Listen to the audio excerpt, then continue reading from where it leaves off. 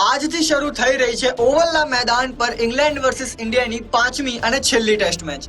5 મેચની આ શ્રેણીમાં ઇંગ્લેન્ડ 2-1 થી આગળ છે, એટલે ભારતને આ શ્રેણીને બરાબર કરવા માટે કંઈ પણ કરીને આજે આ મેચ જીતવી જ પડશે। ભારત તરફથી જસપ્રીત બુમરાહ અને રિષભ પંત ઇજાગ્રસ્ત થતા ધ્રુવ જુરેલ અને આકાશદીપ સિંહ ટીમમાં સામેલ થઈ શકે છે અને સંભાવના છે કે અર્શદીપ સિંહનું પણ ટેસ્ટ ડેબ્યુ આ મેચથી થઈ જશે। ઇંગ્લેન્ડના કેપ્ટન બેન સ્ટોક્સ ઈજાના કારણે આ મેચમાંથી બહાર થઈ ગયા છે, તો શક્યતા છે કે ઇંગ્લેન્ડના ખેલાડી ઓલી પોપને આ ટેસ્ટ મેચમાં કેપ્ટન બનાવવામાં આવે।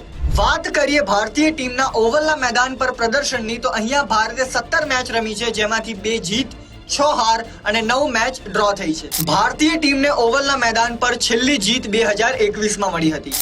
વાત કરીએ ભારતીય ટીમના બેટર્સના પ્રદર્શનની, તો ભારતીય ટીમ માટે તેમના captain Shubman Gill, KL Rahul, Washington Sundar અને રવિન્દ્ર જડેજા જેવા ખેલાડીઓએ રન્સ બનાવ્યા છે, તો એમની પાસેથી ભારતીય ટીમને ઘણી અપેક્ષાઓ રહેશે।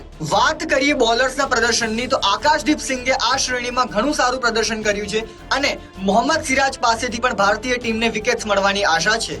હવે સવાલ એ જ છે કે શુભમન ગિલ કેપ્ટન તરીકે પોતાની પ્રથમ ટેસ્ટ શ્રેણી 2-2 થી બરાબર કરી શકશે કે નહીં।